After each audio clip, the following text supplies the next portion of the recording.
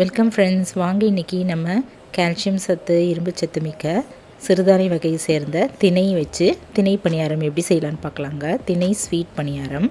இப்போ நம்ம ஒரு கிண்ணத்தில் ஒரு கப் அளவு கடையில் வாங்கின திணை மாவு தான் எடுத்துட்டேங்க. அது ஒரு கப் போட்டுட்டு 2 ஸ்பூன் அளவு கோதுமை மாவு போட்டுட்டு ஒரு அரை கப் அளவு நாட்டு சர்க்கரை போட்டுக்கலாம்.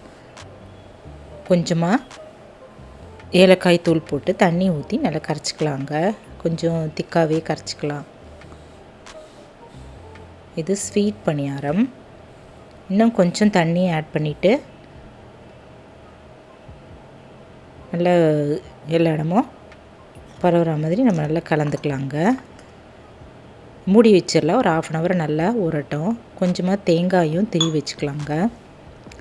திருவின தேங்காயை இந்த மாவில் போட்டு இன்னும் கொஞ்சம் கூட தண்ணி ஆட் பண்ணிவிட்டு ஊற்றுற பதத்துக்கு, நம்ம தோசை மாவு இதெல்லாம் ஊற்றுற பதத்துக்கு கரைச்சிக்கலாம்.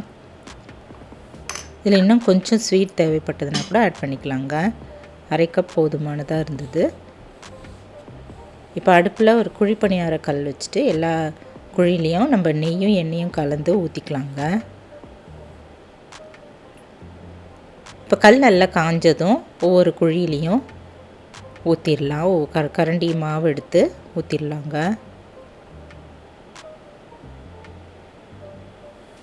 எல்லா குழிலையும் ஊற்றிட்டு நம்ம கொஞ்சம் வேக வச்சிடலாம். ஒரு பக்கம் வெந்ததும் திருப்பி போட்டுக்கலாங்க.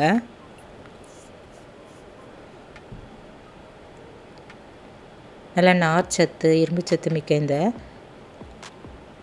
திணை நம்ம அடிக்கடி உணவில் சேர்த்துக்கிறது ரொம்ப நல்லதுங்க.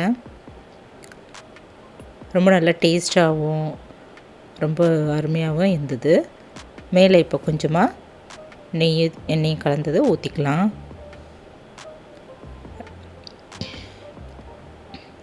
இப்போ 2 பக்கமும் நல்லா வெந்துருச்சுங்க. இது ஈவினிங் நம்ம ஸ்நாக்காக கூட செஞ்சு கொடுக்கலாங்க. அருமையான இந்த டேஸ்டான திணை பணியாரம் ட்ரை பண்ணி பாருங்கள். இந்த வீடியோ பிடிச்சதுன்னா என்னுடைய சேனலான குக்கிங் வித் சித்ரா அன்பு சேனலை சப்ஸ்கிரைப் பண்ணிக்கோங்க. தேங்க்ஸ் ஃபார் வாட்சிங். நம்ம அடுத்த வீடியோவில் பார்க்கலாம். நன்றி, வணக்கம்.